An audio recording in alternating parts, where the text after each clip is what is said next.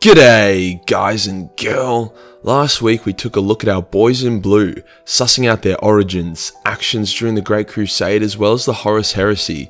Now as the Great Crusade and Horus Heresy were basically one big phallus sucking session for the Primarchs, the lore around the actual legions take a back seat. However, post-Heresy all the Primarchs have either become hentai monsters, run off into the warp, been killed, or they've just gone into a coma. Hence, it was the Space Marines' time to shine. And shine they did, as despite their God Emperor being technically dead, their fathers dead or missing, and new terrifying enemies like the Tyranids and Necrons emerging, as well as the new threat of chaos, the Imperium remains somewhat functional. If you haven't seen part 1 of this video where I talk about the Ultramarines and Guilliman pre-Horus Heresy, then I highly recommend you check that out first. As before, we don't like to go for the basic shit jokes on this channel, so we take it one step further, hence no Ultramarine shall be known as Smurf or Papa Smurf, as that joke was never funny to begin with. Let's get into it. Leading off from last video, Guilliman has had his throat penetrated by Fulgrim and is now in a very uncomfortable upright position coma. The age of the Primarchs is over and now the Space Marines gotta step up, except that nothing really happens for like 10,000 years. The Horus Heresy happens, then all the way until the 40th millennium, literally nothing happens. Like, there's the rise of the ecclesiarchy, and then there's a bunch of pedos with pointy hats, and then a bunch of religious bullshit happens, but it barely involves the Space Marine legions, as the Marines continue to kick Xeno ass and let the High Lords just massacre each other. A good recap of the bullshit that happens in 30k gets nicely covered in If the Emperor Had a Text-to-Speech Device, so yeah, it's basically just the Imperium decaying into a technologically stagnant, superstitious feeding ground for chaos. The Ultramarines and their intense awesomeness are flung back into the spotlight with the coming of the Tyranids. You might be sitting there like, oh yeah, our Ultra Wanks are gonna squash some bugs. However, the Ultramarines had lost something even more valuable than their Primarch. Matt Ward. No longer would Matt stroke his neckbeard and ultra jizz onto our delicious blueberries. Logic and reason had returned in full force, and the Ultramarines were about to suffer a mighty blow to their scrotums as they faced off against the space bugs of death. The Ultramarines, led by Maeonius Calgar, fortified the tits out of Macragge and recalled thousands of Astartes to come up as well as multiple Titans. They literally could not have been any more prepared, even if they wanted to, and yet the Hive Fleet behemoth came like a tidal wave, washing away the Ultramarines and slaughtering their armies. Calgar himself got completely emascerated, losing his limbs and only surviving due to the sacrifice of his honor guard. It was only through some ultra cheese in the form of a warp drive detonation that the Ultramarines achieved survival and destroyed the Tyranid Hive Fleet. Sensing their plot armor fading away, the Ultramarines were humbled, yet still proud as hell. An unexpected byproduct of not being Mary Sue's meant that the Ultramarines were suddenly becoming likable. Still a meme for sure, but a welcome one. Their pride and honour became an entertaining staple of their personalities, not just a leftover wank of an overzealous Games Workshop writer. The Ultramarines became more flexible with their adherence to the Codex Astartes, a book written by Guilliman on how to be a good little space marine, hence begun having more success in grittier and more flexible warfare. With the Ultramarines decimated, it was up to the 4th Company to secure Ultramar, as various Xeno scum had come into the region to take advantage of its lack of defences. The 4th Company brought down the pain on some green-skinned sluts before travelling the galaxy and clapping so many Xeno cheeks it made Slaanesh blush. They killed Tau, they killed the Kroots, they killed greenskins. They did avoid killing Eldar, however, as we established, the Ultramarines loved them some big titty Eldar girlfriends. It was about this time that Uriel ventris rose to prominence in the 4th Company due to his supreme ability to kick ass, and he also held quite a lot of plot armor that the Ultramarines revered so dearly. Now the Codex Astartes isn't a bad book in terms of tactics. It was written none other than Guilliman, who was a beast when it came to military strategy. The problem was, well, it was a bit outdated. It's 6 times older than the Bible, and it did not take Tyranids or Necrons into account. Hence, with Uriel and his company facing a massive array of different threats, he had to bend the rules a bit. After commandeering a Death Watch squad and injecting the Tyranid Queen with a deadly strain of AIDS, he had once again led his company to victory at massive cost. Upon his return to Macragge, all the boomers were like, "You're a heretic," and even Calgar was like, "Listen here, you little shit, you defying holy ultra wank book, now you must die, via suicidal mission. Hence, Uriel went on arguably the most horrific quest ever. Now, if you've seen Luton's video on the Homocyanoblai, fuck, I suck at pronouncing shit. It's probably because I just misspell everything in the script, I just make my life really hard. Then you know what I'm talking about, but basically Uriel was taken into the Eye of Terror and inserted into a giant vagina of some poor woman who was basically pumped full of steroids until she'd eventually explode and new Chaos Marines would claw their way out of her. It was seriously fucked up. The artwork's disgusting. I highly recommend you don't look it up. After escaping the Eye of Terror, but doing some questionable shit along the way, Uriel was captured by the Grey Knights, who mind raped him to see if he was corrupted by chaos, after being literally rebirthed. Surprisingly or unsurprisingly, if you know anything about the Ultramarine characters and their plot armor, Uriel was free of chaos and returned to Macragge, where he then got mind raped again by the Ultramarine Librarians. Uriel retook command of the 4th Company. The Iron Warrior commander who was in charge of the Daemon Kinilbla, aka Vaginas, experiment was understandably pissed that his gargantuan vages had been decommissioned, hence he swore revenge against Uriel, making an evil clone of him and enlisting the help of a demon prince. He gathered a fuck-huge army of demons, mercenaries and Chaos Marines to attack Ultramar and get revenge, but well, you know, you don't just attack Ultramar, my dude.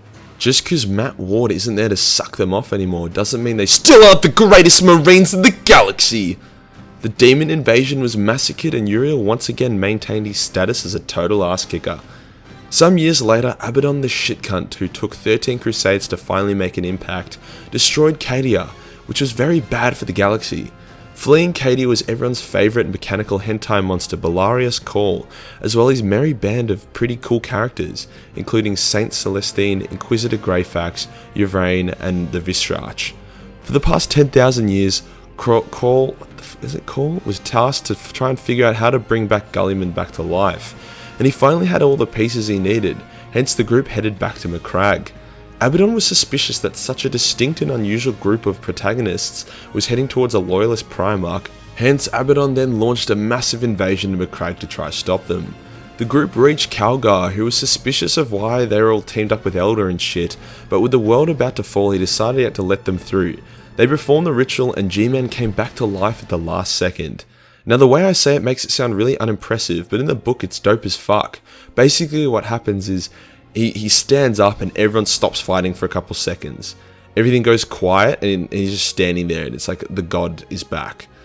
And then the silence is broken by some Cornite berserker who goes full Leroy Jenkins mode and jumps at Guilliman and Guilliman just swats the cunt.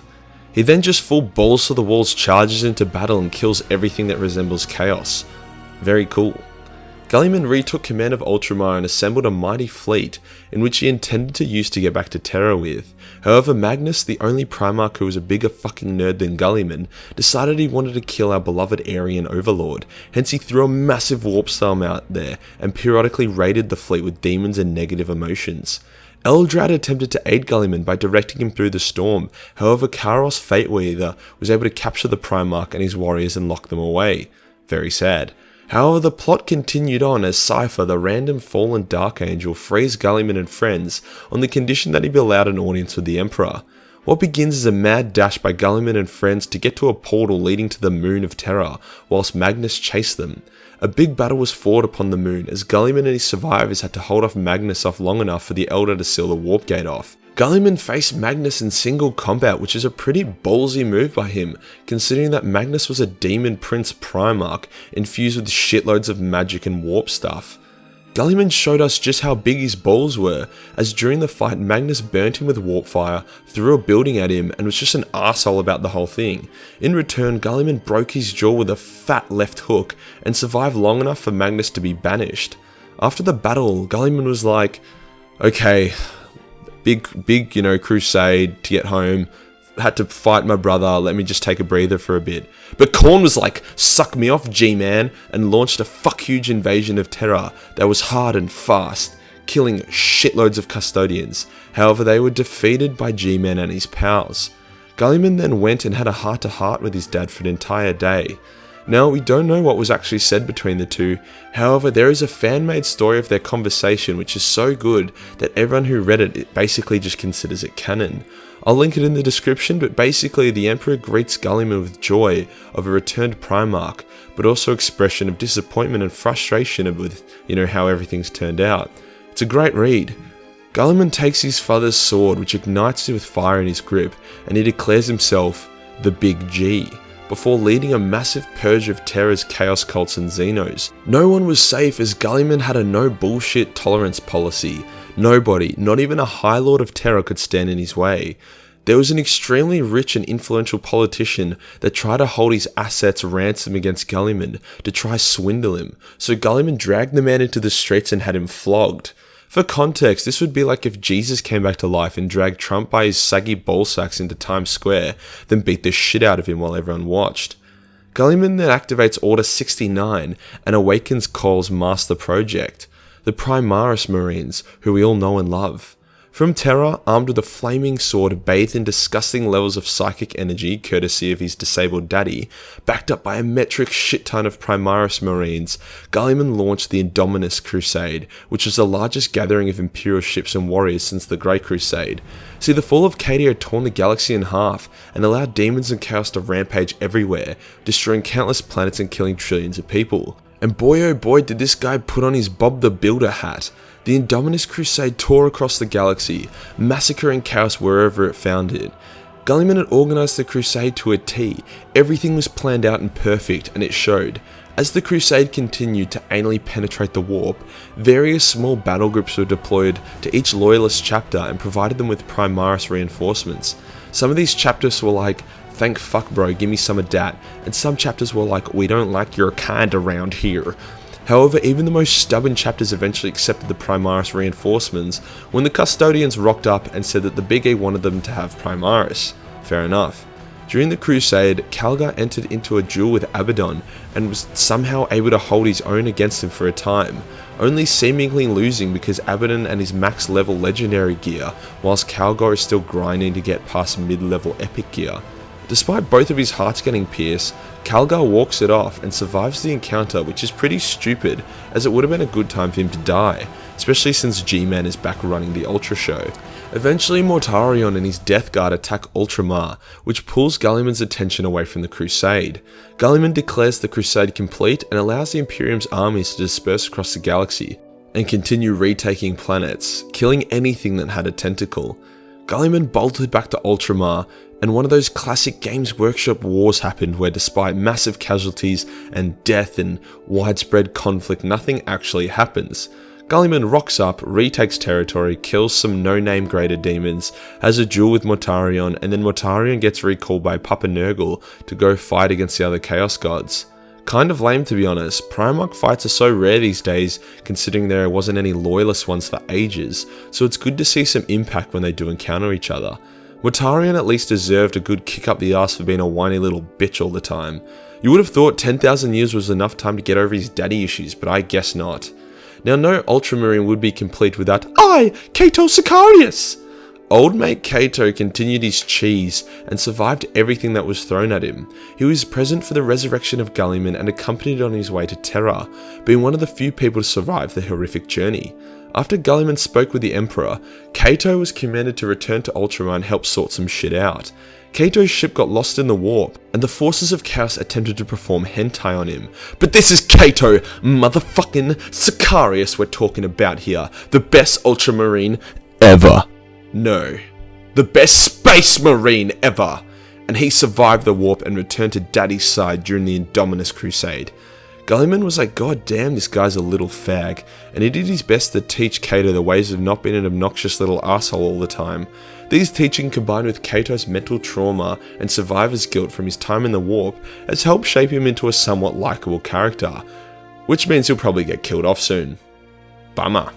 The Plague Wars are Guilliman's most recent escapade, and he hasn't been explored much in the Psychic Awakening yet. Guilliman's next challenge, however, should not just be another Demon Primarch or Xeno threat. No, his next challenge needs to be the return of another Loyalist Primarch. Vulcan, the Khan, the Lion, Korax and Lehman are all probably alive and could return at any moment. Hell, even Rogel has a good chance of reappearing. The return of a brash and intense Primarch such as the Lion or Leman could be interesting, as they would be extremely disgusted with the state of the Imperium and may not agree with Guilliman's policies.